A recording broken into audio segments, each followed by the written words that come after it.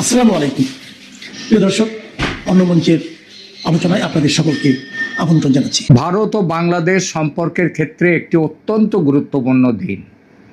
ঢাকা ও দিল্লির মধ্যে দীর্ঘদিনের জমে থাকা বরফ গলতে শুরু করার স্পষ্ট ইঙ্গিত পাওয়া যাচ্ছে বেশ কিছুদিন ধরেই।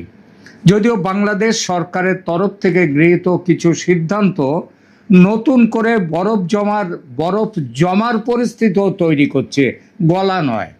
এখন বরফ গলবে না আরও জমাট বাঁধবে তার একটা পরীক্ষা আজ হবে দিল্লিতে। যে প্রসঙ্গে হবে এই পরীক্ষা সেটা হলো পররাষ্ট্রমন্ত্রী ডক্টর খলিলুর রহমানের হাই ভোল্টেজ দিল্লি সফর ঘিরে। বাংলাদেশের নতুন পররাষ্ট্রমন্ত্রী ডক্টর খলিলুর রহমান আজই তার প্রথম দ্বিপাক্ষিক সফরে দিল্লিতে পৌঁছাচ্ছেন। গত ফেব্রুয়ারির নির্বাচনে বিএনপি নেতৃত্বাধীন সরকার ক্ষমতায় আসার পর এটি কোনো শীর্ষ পর্যায়ের বাংলাদেশি নেতার প্রথম ভারত সফর। বৈঠকের সূচি ভারতের পররাষ্ট্রমন্ত্রী এস জয়শঙ্কর, জাতীয় নিরাপত্তা উপদেষ্টা অজিত ডোভাল এবং পেট্রোলিয়াম মন্ত্রী হরদীপ সিং পুরীর সঙ্গে আলাদা আলাদাভাবে গুরুত্বপূর্ণ বৈঠক হবে। বাংলাদেশের পক্ষ থেকে যেগুলো স্বাভাবিক এজেন্ডা হিসেবে থাকবে সেগুলো হলো শেখ হাসিনার প্রত্যর্পণ ইস্যু, তাদের মধ্যে প্রধানতম। কূটনৈতিক সূত্রে খবর, ঢাকা এই সফরে প্রাক্তন প্রধানমন্ত্রী শেখ হাসিনার প্রত্যর্পণের বিষয়টি আনুষ্ঠানিকভাবে পুনরায় তুলতে পারে। এই বিষয়ে তারেক রহমান সরকার ইতিমধ্যে ভারতকে মোটামুটি একটি কড়া সহজ ভাষায় কড়া চিঠি দিয়েছে। এছাড়াও শহীদ শরীফ ওসমান বিন হাদি হত্যা মামলায় অভিযুক্ত ফয়সাল করিম মাসুদের নামও আলোচনায় আসার সম্ভাবনা আছে তার এবং তার সঙ্গে ধৃত সহকারীকে ফেরত পাঠাবার দাবি। এরপর আছে ভারত থেকে গম ও জ্বালানি আমদানি নিয়ে সমঝোতা। মধ্যপ্রাচ্যের চলমান যুদ্ধের কারণে বিশ্ববাজারে গমের সংকট দেখা দেওয়ায় ভারত তাদের রপ্তানি নিষেধাজ্ঞা শিথিল করে বাংলাদেশে বড় ধরনের গম সরবরাহের সবুজ সংকেত দিতে পারে এবং সেই ব্যাপারে কথা বলতে খলিলুর রহমান আসছেন। তার আলোচনায় এটাও থাকবে। যদিও এ ব্যাপারে আমেরিকা আপত্তি তুলতে পারে, কারণ মোহাম্মদ ইউনূস সরকারের সঙ্গে স্বাক্ষর করা বাণিজ্য চুক্তি অনুযায়ী বাংলাদেশের গম আমদানির পুরো ব্যাপারটা আমেরিকা থেকে করার কথা। পাশাপাশি জ্বালানি সংকট মোকাবিলায় ভারত থেকে আরও বেশি পরিমাণে ডিজেল আমদানির বিষয়েও আজকে আলোচনা হতে পারে হরদীপ সিং পুরী ভারতের পেট্রোলিয়াম মন্ত্রীর সাথে। তৃতীয়ত, গঙ্গা জল চুক্তি ও তিস্তা ইস্যু। 1996 সালের গঙ্গা জল চুক্তির মেয়াদ এই বছরই শেষ হচ্ছে। আজকের আলোচনায় এই চুক্তি নবায়নের জন্য দ্রুত নেগোসিয়েশন শুরু করার বিষয়টি অগ্রাধিকার পাবে। তিস্তা চুক্তি নিয়ে দীর্ঘদিন ধরে চলা অচলাবস্থা কাটানোর জন্য একটি ফরওয়ার্ড লুকিং বা ইতিবাচক দৃষ্টিভঙ্গি নিয়ে আলোচনার ইঙ্গিত দিয়েছেন ভারতের হাই কমিশনার প্রণয় ভার্মা। ইউনূসের অন্তর্বর্তী সরকার তিস্তা বাঁধ তৈরির প্রকল্প নিয়ে চীনের সঙ্গে চুক্তি করেছিল বলে খবর। ভারত এটা কোনোভাবেই করতে দেবে না, বরং ভারত উল্টো চাপ দিচ্ছে এই চুক্তি অনুযায়ী এই বাঁধ তৈরির কাজ ভারতকে দিতে হবে। বাংলাদেশের সঙ্গে সম্পর্ক উন্নত করতে গেলে চীনকে তিস্তা প্রকল্পে রাখা যাবে না, কারণ তিস্তা প্রকল্প যেখানটায় হবে সেটা ভারতের যে ওই শিলিগুড়ি করিডর, যেটাকে চিকেন স্নেক বলা হয়, তার কাছাকাছি। সেখানে একটি যে বিমানবন্দর তৈরির ব্যাপারটা নিয়ে চীনের সাথে যে চুক্তি হয়েছে সেই চুক্তির বিরুদ্ধেও কিন্তু ভারত আজকে সেখানে বক্তব্য রাখতে পারে, কারণ এই ব্যাপারগুলো আসবে আলোচনায়। এছাড়া বাংলাদেশের পক্ষ থেকে ভিসার সমস্যার সমাধান ও সীমান্ত পরিস্থিতি নিয়ে আলোচনা তোলা হবে। অন্তর্বর্তী সরকারের সময় ভারতীয় ভিসা দেওয়ার ক্ষেত্রে যে কঠোরতা দেখা গিয়েছিল তা স্বাভাবিক করার দাবি জানাবে ঢাকা। এছাড়া সীমান্তে জিরো ক্যাজুয়ালিটি বা যাতে কোনো প্রাণহানি না হয় সেইটা দুই দেশে নতুন কোনো সমন্বিত একটা কোঅর্ডিনেটেড সীমান্ত ব্যবস্থাপনার প্রোটোকল নিয়েও আজকে কথা হতে পারে। সংক্ষেপে পরিস্থিতি হলো, গত 1.5 বছরের টানাপোড়েন কাটিয়ে বাংলাদেশ ফার্স্ট নীতিতে দিল্লির সঙ্গে একটি উইন উইন বা পারস্পরিক লাভজনক সম্পর্কের নতুন সমীকরণ তৈরি করতে চাইছে বর্তমান তারেক রহমান সরকার। এটি একটি বিশাল ভূ রাজনৈতিক পরিবর্তনের ইঙ্গিত। আজকের এই সফরের ফলাফলের ওপর নির্ভর করছে আগামী কয়েক বছর দক্ষিণ এশিয়ার রাজনীতির গতিপথ কোন দিকে মোড় নেবে। এসব দাবিগুলো মূলত উঠবে বাংলাদেশের পক্ষ থেকে, কিন্তু এর বাইরে ভারতের কিছু বিশেষ দাবি আছে বাংলাদেশের কাছে। কারণ কূটনীতিতে কোনো পক্ষই শুধু দাবি নিয়ে আসে না, বরং গিভ অ্যান্ড টেক বা দেয়া নেওয়ার মাধ্যমেই সমীকরণ মেলানো হয়। 7 এপ্রিল 2026 এই হাই ভোল্টেজ বৈঠকে ভারত যে বিষয়গুলোতে ঢাকাকে কড়া চাপে রাখবে বা জোরালো দাবি জানাবে সেগুলো মোটামুটি এরকম রাজনৈতিক অন্তর্ভুক্তিকরণ ও আওয়ামী লীগের ভবিষ্যৎ। এ বিষয়ে নয়াদিল্লি মনে করে বাংলাদেশে দীর্ঘমেয়াদী স্থিতিশীলতার জন্য একটি ভারসাম্যপূর্ণ রাজনৈতিক পরিবেশ প্রয়োজন। ভারত স্পষ্টভাবেই চাইবে যে আওয়ামী লীগের ওপর কোনো ধরনের আনুষ্ঠানিক নিষেধাজ্ঞা যেন বজায় না থাকে এবং দলটিকে রাজনৈতিকভাবে কাজ করার সুযোগ যেন দেওয়া হয়। দিল্লির যুক্তি, একটি বৃহৎ রাজনৈতিক শক্তিকে বাইরে রেখে অন্তর্ভুক্তিমূলক গণতন্ত্র সম্ভব নয়। যদি আওয়ামী লীগকে নির্বাচন বা রাজনীতির বাইরে রাখা হয়, তবে ভারত এটিকে একদলীয় শাসন বা বিএনপির ক্ষেত্রে বিএনপি শাসন হিসেবে চিত্রিত করতে পারে, যা আন্তর্জাতিক মহলে ঢাকার ভাবমূর্তিতে প্রভাব ফেলবে। এরপর আছে আন্তর্জাতিক অপরাধ ট্রাইব্যুনাল নিয়ে ভারতের আপত্তি। শেখ হাসিনার আমলের মন্ত্রী আমলাদের এবং শেখ হাসিনারও যে বিচার বর্তমান ট্রাইব্যুনালে চলছে তা নিয়ে ভারতের রীতিমতো আপত্তি রয়েছে। ভারত ইতিপূর্বে ধারাবাহিকভাবে বলেছে যে শেখ হাসিনার বিচার কোনো অপরাধিক মামলার বিচার নয়, এই বিচার একান্ত রাজনৈতিক এবং ট্রাইব্যুনাল গঠনের ব্যাপারটি আন্তর্জাতিক ট্রাইব্যুনাল গঠন সংক্রান্ত আইনি পদ্ধতির সম্পূর্ণ বিরোধী। ঢাকার আইসিটির বিচার অস্বচ্ছ, তাই গ্রহণযোগ্য নয়। ভারত চাইবে এই বিচার প্রক্রিয়া যেন স্বচ্ছ হয় এবং এটিকে রাজনৈতিক প্রতিহিংসার হাতিয়ার হিসেবে ব্যবহার যেন না করা হয়। বিশেষ করে শেখ হাসিনাকে এই ট্রাইব্যুনালের মাধ্যমে দণ্ডিত করার যে কোনো প্রচেষ্টাকে ভারত তার দীর্ঘমেয়াদী মিত্রের অবমাননা হিসেবে দেখে এবং তাকে ফেরত দেবে না। সুতরাং দুদেশের মধ্যে স্বাক্ষরিত বন্দি বিনিময় চুক্তি এই ক্ষেত্রে মানবে না ভারত, সেটা পরিষ্কার বুঝিয়ে দেবে। তৃতীয়ত, ট্রানজিট ও কানেক্টিভিটি সংক্রান্ত বন্ধ প্রকল্পগুলো পুনরায় চালু করা, এটি অত্যন্ত গুরুত্বপূর্ণ। অন্তর্বর্তী সরকারের সময় ভারতের অনেক ট্রানজিট সুবিধার তার পরিকাঠামো যেমন আখাউড়া আগরতলা রেল সংযোগের মতো প্রকল্পগুলো ইত্যাদি আরও অনেক প্রকল্প থমকে গিয়েছিল। চট্টগ্রাম ও মোংলা বন্দর ব্যবহার করে ভারতের উত্তর পূর্বাঞ্চলে পণ্য পরিবহনের সুবিধা কোনো বাধা ছাড়াই পুনরায় চালু করতে হবে, এটা ভারতের দাবি থাকবে। রূপপুর পারমাণবিক বিদ্যুৎ কেন্দ্রে ঋণ পরিশোধের জটিলতা কাটানো এবং ভারতীয় লাইন অফ ক্রেডিট এলওসির অধীনে থাকা প্রকল্পগুলো দ্রুত শেষ করার জন্যে ভারত চাপ দেবে। এরপরে নিরাপত্তা ও অ্যান্টি ইন্ডিয়া সেন্টিমেন্ট দমন করার ব্যাপারেও বাংলাদেশ সরকারকে চাপ দেবে ভারত। সম্প্রতি দেখা গেছে আবার অ্যান্টি ইন্ডিয়া সেন্টিমেন্ট ওখানে দাঁড়া বেঁধে উঠছে এবং মৌলবাদী শক্তিরা তারা পায়ের তলায় আবার জমি খুঁজে পাচ্ছে। বিএনপি সরকারের সময় ভারতের প্রধান উদ্বেগ থাকে উত্তর পূর্ব ভারতের বিচ্ছিন্নতাবাদী গোষ্ঠীগুলোর নিরাপদ আশ্রয় নিয়ে। সেই চট্টগ্রামের অস্ত্রোপচার 10 ট্রাক অস্ত্রোপচারের ঘটনা, সেটাও কিন্তু বিএনপি জামাতের আমল হয়েছিল। এবার জামাত নেই, কিন্তু বিএনপির সাথে জামাতের একটা ভেতরের আলোচনা কিন্তু চলছে নানাভাবে, সে খবর আছে ভারতের কাছে। যে এই ব্যাপারে জিরো টলারেন্স নীতি ভারত দাবি করবে যে বাংলাদেশের মাটি ব্যবহার করে যেন কোনো ভারত বিরোধী সশস্ত্র গোষ্ঠী সক্রিয় হতে না পারে। যদি সেটা সক্রিয় হয়, ভারত কিন্তু জিরো টলারেন্স নীতি এখানে চালু করবে।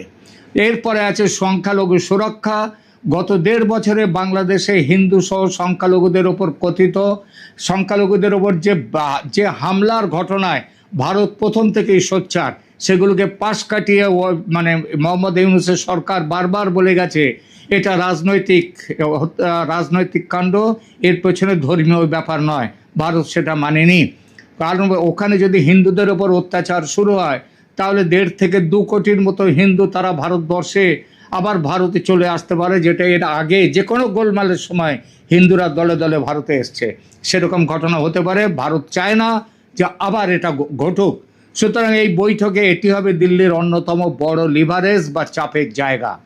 এরপরে চীনের ক্রমবর্ধমান প্রভাব রোধ। ভারত চাইবে বাংলাদেশে যেন প্রতিরক্ষা এবং অবকাঠামো খাতে, যেমন তিস্তা প্রকল্প বা সাবমেরিন বেস বা বিমানবন্দরের আধুনিকীকরণ ইত্যাদি, চীনের উপর অতিরিক্ত নির্ভরশীল যেন বাংলাদেশ না হয়। ডিফেন্স ডিল, সেটা নিয়েও ভারতের বক্তব্য আছে। সম্প্রতি বাংলাদেশে চীনের F-17 ফাইটার জেট কেনার যে গুঞ্জন উঠেছে পাকিস্তানের মাধ্যমে, তা নিয়ে দিল্লি নিশ্চিতভাবেই তাদের উদ্বেগের কথা জানাবে। ভূ রাজনৈতিক সারসংক্ষেপে একটাই কথা, তাহলে এই আজকের বৈঠকে খলিলুর রহমান এবং ভারতীয় মন্ত্রীদের যে তাদের এনএসএর যে বৈঠক, সেখানে বলা যায় সারসংক্ষেপে যে এটি একটি জটিল দাবার চাল। ক্যালকাটা ডায়ালগসের বিশ্লেষণী ভাষায় আমি বলবো, ভারত এখন আর শুধু দাতা নয়, বরং একজন কঠোর দর কষাকষি করা মানুষ, দর কষাকষি করা দেশ। যেমন দেবে এক হাতে আর এক হাতে নেবে, গিভ অ্যান্ড টেক, দেয়া নেয়ার এই রাজনীতি হচ্ছে এখন ভারতের কাছে ভারতের দাবি। এবং সেইখানটায় এখন এই জন্যেই ভারত যা কিছু করবার আজকের বৈঠকে ডক্টর খলিলুর রহমানকে একদিকে যেমন ভারতের থেকে গম জ্বালানি নিশ্চিত করতে হবে, অন্যদিকে দিল্লির এই কঠিন দাবিগুলো সামাল দেওয়ার জন্যে একটি মিডল গ্রাউন্ড বা মাঝপথ খুঁজে বের করতে হবে। এবং তারেক রহমানের সাথে গতকাল দেখা করেছেন ভারতের ঢাকাস্থিত রাষ্ট্রদূত, তিনিও কিন্তু পরিষ্কারভাবে এগুলো বলে এসেছেন আগে থেকে, যাতে এই বিষয়গুলো নিয়ে ভারতের সাথে আলোচনা আজকে সফল হতে পারে। তার জন্যে দিল্লির সাউথ ব্লকে তাই আজ স্রেফ চা চক্র নয়, বরং কঠিন এক মনস্তাত্ত্বিক যুদ্ধ চলবে। আপনার প্রিয় দর্শক, আপনার কি মনে হয়, বর্তমান বিএনপি সরকারকে দিল্লির রাজনৈতিক এই দাবিগুলো মেনে নেবে, নাকি তারা আওয়ামী লীগের বিরোধিতার নাম করে আওয়ামী লীগকে অপাঙ্ক্তেয় করে রাখার এই প্রচেষ্টা চালিয়ে যাবে, শেখ হাসিনাকে দেশে ফিরতে না দেওয়ার ব্যাপারে চালিয়ে যাবে, তাদের যেভাবে জামাতের সাথে এনসিপির সাথে আঁতাত করে এই যে অধ্যাদেশগুলোকে নিয়ে আসা হচ্ছে সংসদে, সেইটা যাতে না হয় তার জন্যে ভারতও কিন্তু এবার ভালোভাবেই লাগবে। এটা বাংলাদেশের মাথায় ভারত আজকে ভালো করে গতকালই দিয়ে এসছেন ভারতের রাষ্ট্রদূত, আজকেও ডক্টর খলিলুর রহমানকে ভালোভাবে বুঝিয়ে দেওয়া হবে পুরো ব্যাপারগুলো। এখনকার মতো এখানেই রাখছি। কেমন লাগলো আমাদের প্রতিবেদন? ভালো লাগলে আপনার মতামত কমেন্ট করে জানান। প্রায় 20 মাস পর প্রকাশ্যে দেখা গেল বাংলাদেশের জাতীয় সংসদের সাবেক স্পিকার ডক্টর শিরীন শারমিন চৌধুরীকে। তবে সেটি স্বাভাবিকভাবে হয়নি, হয়েছে নাটকীয় ও বিস্ময়করভাবে পুলিশি গ্রেপ্তারের মধ্য দিয়ে। মঙ্গলবার ভোরে ঢাকার ধানমন্ডি এলাকা থেকে তাকে গ্রেফতার করে মিন্ট রোডের কার্যালয়ে নিয়ে যায় ঢাকা মহানগর গোয়েন্দা পুলিশ বা ডিবি। ইউনূসের আমলে সাবেক স্পিকার শিরীন শারমিন চৌধুরী বিভিন্ন সময় আলোচনায় ছিলেন। সেনাবাহিনীর পক্ষ থেকে তাদের হেফাজতে থাকার কথা জানানো, সংবিধান বহির্ভূতভাবে স্পিকার পদত্যাগ করেছেন দাবি করা, স্পিকার ও তার স্বামীর পাসপোর্ট করতে না দেয়া নিয়ে আলোচনা হয়েছিল। সবশেষ ত্রয়োদশ জাতীয় সংসদ নির্বাচনের পর শপথ অনুষ্ঠানের আগে বলা হয়েছিল স্পিকার নিরুদ্দেশ। এরপর হঠাৎ করে মঙ্গলবার ভোরে তার গ্রেপ্তারের খবর সামনে আসার পর প্রশ্ন ওঠে, এই 20 মাস তিনি কোথায় ছিলেন? সেনাবাহিনীর তরফে তাদের হেফাজতে ছিলেন এমন তথ্য জানার পরও নতুন করে বিএনপি সরকার গ্রেপ্তারের খবর দিল কেন? আবার যে প্রক্রিয়া তাকে গ্রেপ্তার করা হয়েছে তা নিয়ে উঠেছে প্রশ্ন, কারণ এর মধ্য দিয়ে দেশে আবারও আরবিট্রারি ডিটেনশন বা স্বেচ্ছাচারী আটকের ঘটনা ঘটল। বিশেষ করে আদালতের পরোয়ানা বা অন্তত সুনির্দিষ্ট মামলা ছাড়া রাষ্ট্রীয় প্রোটোকলের 3 নম্বর গুরুত্বপূর্ণ ব্যক্তিকে এর আগে আটক বা গ্রেপ্তার করা হয়নি। ডিবি পুলিশ তাকে গ্রেপ্তারই শুধু করেনি, 2 দিনের রিমান্ডও চেয়েছিল। তবে আদালত তার রিমান্ড বা জামিন কোনোটাই দেয়নি, পাঠিয়ে দিয়েছে কারাগারে। এমন নাটকীয় গ্রেপ্তারের পর দিনভর ঘুরপাক খাচ্ছে কিছু প্রশ্ন। শিরিন শারমিন চৌধুরীকে বিএনপি সরকার হঠাৎ কেন গ্রেপ্তার করলো? এটার সাথে কি আওয়ামী লীগের রাজনীতিতে ফেরার কোনো সম্পর্ক আছে, নাকি এর পেছনে অন্য কোনো সমীকরণ কাজ করছে? বিস্তারিত জানতে চলুন যাওয়া যাক বিশ্লেষণে। আওয়ামী লীগ সরকার পতনের দিন মানে 2024 সালের 5ই আগস্ট সকাল থেকে রাত 2:30টা পর্যন্ত সাবেক স্পিকার শিরিন শারমিন চৌধুরী ছিলেন জাতীয় সংসদ ভবনের একটি কক্ষে। তার সাথে ছিলেন আওয়ামী লীগের আইসিটি প্রতিমন্ত্রী জুনায়েদ আহমেদ পলক সহ 12 জন। পরে সেনাবাহিনী তাদের উদ্ধার করে নিয়ে যায়। গত বছরের 23 এপ্রিল আদালতকে এমন তথ্য জানিয়েছিলেন জনাব পলক। তবে পলকের এমন তথ্যের আগেই ইউনূস সরকারের আমলে একাধিকবার খবর হয়েছিলেন সাবেক স্পিকার। প্রথম খবর হয় 2024 সালের 2রা সেপ্টেম্বর। সেদিনের খবর ছিল পদত্যাগ করেছেন জাতীয় সংসদের স্পিকার ডক্টর শিরিন শারমিন চৌধুরী। ওই দিন তিনি রাষ্ট্রপতি মোহাম্মদ শাহাবুদ্দিনের কাছে পদত্যাগপত্র দিয়েছেন, এমন খবর প্রকাশিত হয় গণমাধ্যমগুলোতে। বিস্ময়কর তথ্য ছিল, পদত্যাগপত্রটি সংসদ সচিবালয়ের মাধ্যমে রাষ্ট্রপতির কার্যালয়ে পাঠানো হয়নি। স্পিকার নিজেই রাষ্ট্রপতির কাছে জমা দিয়েছেন। তবে সেটা সরাসরি নাকি ইমেইলে পাঠানো হয়েছে তা তখনকার সরকার খোলাসা করেনি। তখন এভাবে পদত্যাগ করার যে খবর সরকার থেকে সার্কুলেট করা হয়েছে তা নিয়ে বিতর্ক ওঠে। কারণ রাষ্ট্রপতি সংসদ ভেঙে দিলে পরবর্তী সংসদ না বসা পর্যন্ত স্পিকারের আর পদত্যাগের কোনো সুযোগ সংবিধানে রাখা হয়নি। কিন্তু সংবিধান অনুযায়ী শপথ নিয়েও ইউনূস সরকার স্পিকারের পদত্যাগের বিষয়ে সংবিধানকে টিস্যু পেপার বানিয়ে ফেলেছিল। প্রায় 2 মাস পর বোঝা গিয়েছিল কেন অন্তর্বর্তী সরকার শিরিন শারমিনের পদত্যাগের খবরটি দিয়েছিল। 2024 সালের 31 অক্টোবর উপদেষ্টা পরিষদের বৈঠকে জাতীয় সংসদ সচিবালয় অন্তর্বর্তী বিশেষ বিধান অধ্যাদেশ 2024-এর খসড়া অনুমোদন দেওয়া হয়।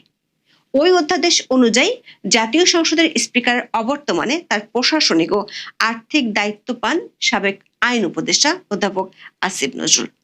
সপ্তাহখানেকের মধ্যেই আবার শিরিন শারমিন চৌধুরী সংবাদপত্রের শিরোনাম হন। এবারের শিরোনাম হলো পাসপোর্ট পেতে আঙুলের ছাপ দিয়েছেন সাবেক স্পিকার। পুলিশ বলছে পলাতক। 2024 সালের 22 আগস্ট অন্তর্বর্তী সরকার সাবেক প্রধানমন্ত্রী, তার উপদেষ্টা, দ্বাদশ জাতীয় সংসদের সদস্য এবং অন্যান্য কর্মকর্তাদের কূটনৈতিক বা লাল পাসপোর্ট বাতিল করেছিল। সাবেক স্পিকার তার স্বামী সৈয়দ ইশতিয়াক হোসেনকে সঙ্গে নিয়ে ওই বছরের 3রা অক্টোবর ঢাকার আগারগাঁওয়ে পাসপোর্ট অফিসে সাধারণ পাসপোর্টের জন্য আবেদন করেন। 10ই অক্টোবর তাদের আঙুলের ছাপ ও আইরিশ ছবি জমা দেওয়ার কথা ছিল। গণমাধ্যমের খবরে তখন বলা হয় বাড়িতে বসেই তারা আঙুলের ছাপ ও আইরিশ দিয়েছেন। দর্শক খেয়াল করে দেখুন, 2024 সালের 6 নভেম্বর বাংলাদেশের অনেকগুলো গণমাধ্যমে এই খবর প্রকাশিত হয়েছিল, যেখানে বলা হয়েছিল তিনি ঘরে বসেই আঙুলের ছাপ দিয়েছিলেন, যার অর্থ হলো অন্তর্বর্তী সরকার আমলে হয় সরকার তাকে গ্রেপ্তার করেনি অথবা করতে পারেনি। জনশ্রুতি আছে সরকার করতে পারেনি কারণ তিনি ছিলেন সেনা হেফাজতে। 2025 সালের 22 মে আইএসপিআর এর পক্ষ থেকে 626 জনের একটি তালিকা প্রকাশ করা হয়, যাদেরকে 5ই আগস্টের পর সেনা সদরে আশ্রয় দেওয়া হয়েছিল। এই তালিকার 4 নম্বর নামটি ছিল শিরিন শারমিন চৌধুরীর। এরপর বেশ লম্বা একটা সময় স্পিকার কোথায় ছিলেন তা নিয়ে আলোচনা শোনা যায়নি। তবে মাঝে মধ্যে 2-1টি গণমাধ্যমে তিনি নিখোঁজ এমন খবর প্রকাশিত হতে দেখা গিয়েছিল। যেমন 2025 সালের 25 অক্টোবর একটি গণমাধ্যমের খবর ছিল সাবেক স্পিকার ডক্টর শিরিন শারমিন চৌধুরী এখন কোথায়, তাকে কোথাও খুঁজে পাওয়া যাচ্ছে না। সরকারের কাছেও তার বিষয়ে হালনাগাদ কোনো তথ্য নেই। তবে ইতিমধ্যে তিনি স্বামী সহ দেশ ছেড়ে সীমান্তের ওপারে মানে ভারতে আশ্রয় নিয়েছেন এমন গুঞ্জনা রয়েছে। ওই খবরে বলা হয় তার বিরুদ্ধে হওয়া হত্যা মামলার 1 বছরের তদন্ত শেষ না হওয়ায় আইনি ব্যবস্থা নিতে দ্বিধায় রয়েছে অন্তর্বর্তী সরকার। সংশ্লিষ্ট মন্ত্রণালয় ও দপ্তরগুলোর মধ্যে এ নিয়ে টানাপোড়েন চলছিল বলে খবর জানানো হয়। সবশেষ নির্বাচন হওয়ার পর যখন শপথ পড়ানোর জন্য স্পিকারকে দরকার, তখন বলা হয় তিনি কোথায় আছেন কেউ জানে না। যদিও 1.5 বছর আগে ঘরে বসে তিনি পাসপোর্টের জন্য আঙ্গুলের ছাপ দিয়েছিলেন। সরকারি ভাষায় এই না জানার মধ্যেই মঙ্গলবার ভোরে ঢাকার ধানমন্ডি এলাকা থেকে তাকে গ্রেফতার করে মিড রোডের কার্যালয়ে নিয়ে যায় ঢাকা মহানগর গোয়েন্দা পুলিশ বা ডিবি।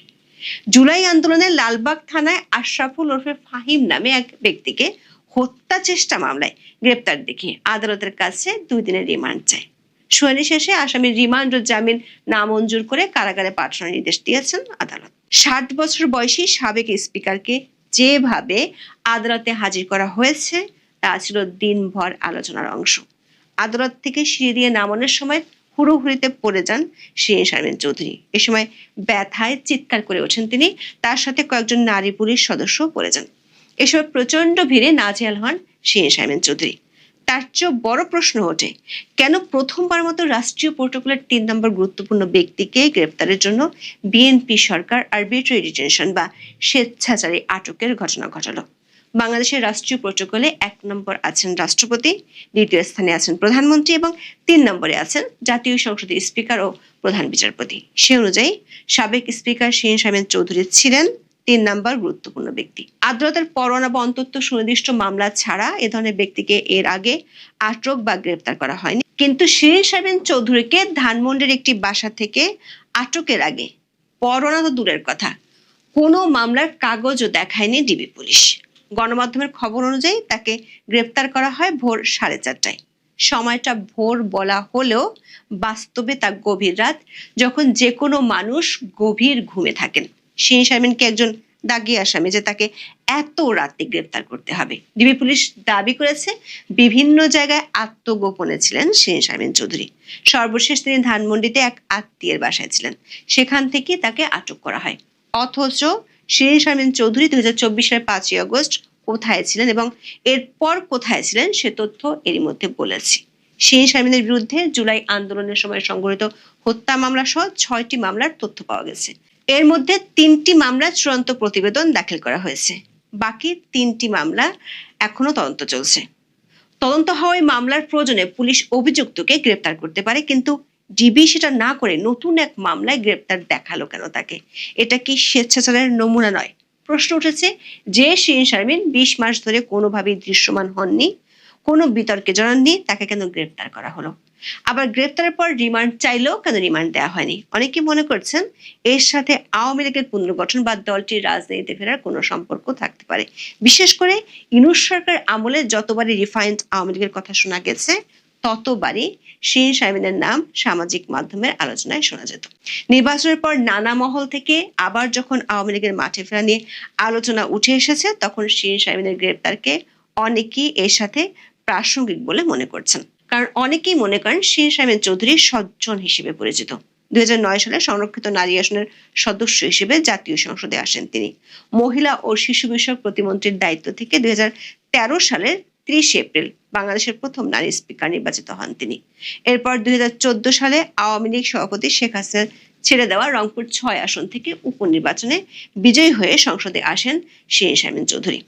টানা 3টি সংসদে তিনি স্পিকার ছিলেন। আওয়ামী লীগের পুনর্গঠন ঠেকাতে সরকার শিরীন শারমিনকে আপাতত আইনি হেফাজতে পাঠিয়ে দিল, এমন আলোচনা নানা মহলে আছে। কারণ যেভাবে তাকে মামলায় গ্রেপ্তার দেখানো হয়েছে সেটি মোটামুটি পরিষ্কার, পুলিশ রাজনৈতিকভাবে হয়রানি করার জন্যই এমনটি করেছে।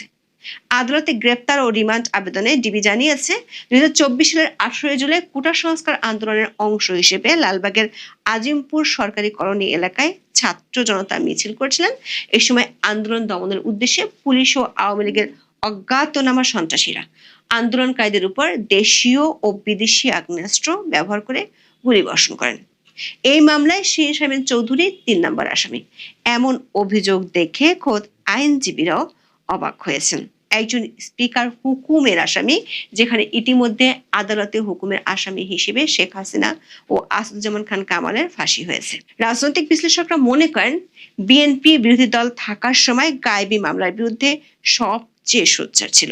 সে বিএনপি এখন আবার গায়েবী ও সাজানো মামলায় সাবেক স্পিকারের মতো গুরুত্বপূর্ণ ব্যক্তিকে 20 মাস পর এসে কারাগারে পাঠালো, সেটির পেছনে অবশ্যই কোনো না কোনো রহস্য আছে। আবার অন্য একটি সূত্র বলছে শিরীন শারমিনকে যে মামলাটিতে গ্রেপ্তার দেখানো হয়েছে সেটি হত্যা মামলা নয়, হত্যা চেষ্টা মামলা। সূত্রটি মনে করছে শিরীন শারমিনকে এক ধরনের বন্দি জীবন থেকে বের করে আনতে এমন প্রক্রিয়ায় সরকার গেল কিনা সেখানেও রহস্য আছে। সে রহস্য আসলে কি তা জানার জন্য দেখতে হবে শিরীন শারমিন চৌধুরী জামিন পাচ্ছেন কিনা। এখন এ পর্যন্ত